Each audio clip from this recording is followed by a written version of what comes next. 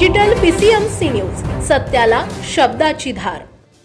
स्थानिक नागरिकांच्या पुढाकारामुळे त्रिसंगम असलेल्या झाडाला मिळाले जीवनदान। पिंपरी चिंचवड शहरातील घरकुल चिखली येथील चेरी चौक येथे दत्त मंदिर आहे। हे श्री दत्त मंदिर ज्या झाडाखाली बऱ्याच वर्षांपासून आहे त्या झाडाच्या आसपासची जागा PMRD वतीने एका खासगी बिल्डरला देण्यात आली आहे।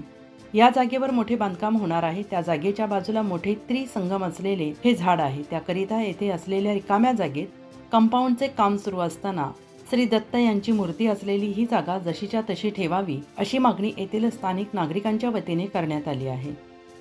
या जागेत त्रिसंगम असलेल्या वृक्षाखाली श्री दत्त मंदिर आहे। या ठिकाणी अनेक वर्षांपासून येथील स्थानिक नागरिक भाविक भक्तांची श्रद्धा असून मोठ्या श्रद्धेने ते भाविक धार्मिक कार्यक्रम आयोजित करत असतात।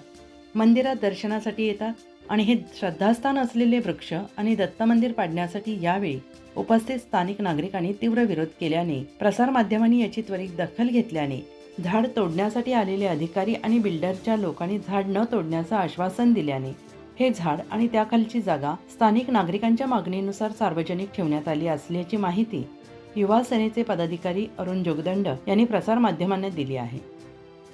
पाहुयात त्यांनी प्रसार माध्यमांशी साधलेला संवाद।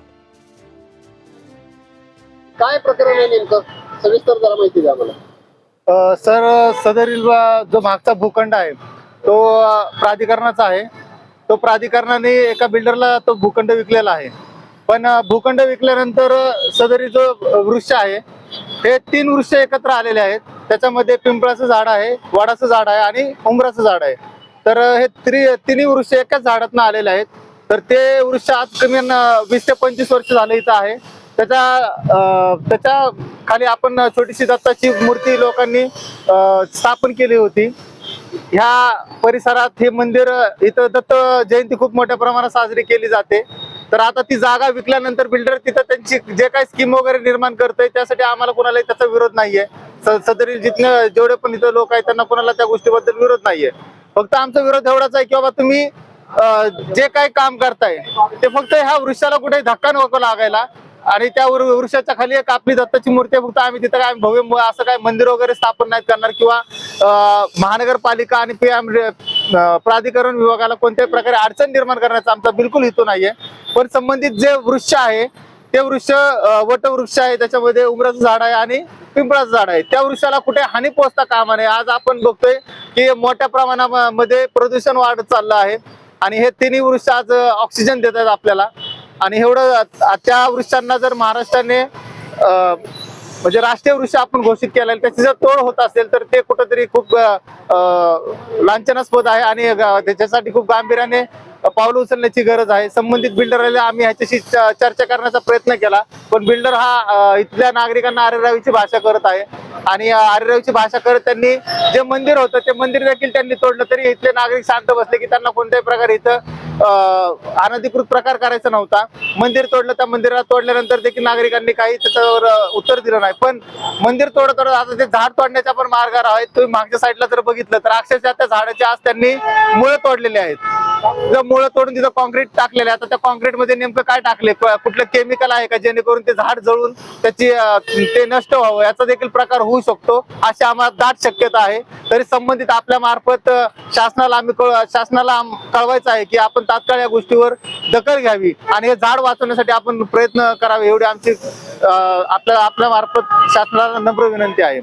सर, माझं नाव अरुण विठ्ठल जोगदंड, मी युवा सेना उपजिल्हा प्रमुख आहे आणि सदर जी जागा आहे ती घरकुल चौक, ह्याला चेरी चौक देखील म्हणतात, चिखलीमध्ये पडतं, चिखलीच ना। तर इथे हा प्रकार घडलेला आहे। संबंधित विषयी आपण याच्या अगोदर देखील बोललो। पत्रकाराला चौथा स्तंभ मानले जातात। आज पत्रकाराच्या ताकदीमुळं अवघ्या काही मिनिटांमध्येच अधिकाऱ्यांनी कबुली जबाब दिलाय की बाबा बिल्डरला जी जागा देण्यात आलेली आहे त्या जागेच्या व्यतिरिक्त आम्ही कोणतीही कारवाई करणार नाही आणि संबंधित जे वृक्ष आहे त्याचं संगोपन करू, त्याला व्यवस्थित ठेवू आणि सदर परिसर आम्ही लोकांसाठीचा तो परिसर आहे, तर त्यासाठी लोकांसाठीच तो परिसर राहण्याची त्यांनी ग्वाही दिलेली आहे। आणि याच्या मार्फत आम्ही परत एकदा पत्रकार बंधूंचा आम्ही खरंच मनापासून आभार मानतो। संबंधित ज्या लोकांनी या गोष्टीसाठी पुढाकार घेतला त्यांचे देखील आम्ही मनापासून आभार मानतो आणि सर्वांचे खरंच परत एकदा खूप खूप धन्यवाद। आणि हा खरंच लोकशाहीचा विजय आहे। धन्यवाद, थँक्यू। पुणे तसेच पिंपरी चिंचवड परिसरातील महत्त्वाच्या बातम्या पाहण्यासाठी आजच आमच्या डिजिटल PCMC न्यूज चॅनलला सबस्क्राईब करा आणि बेल आयकॉन प्रेस करा.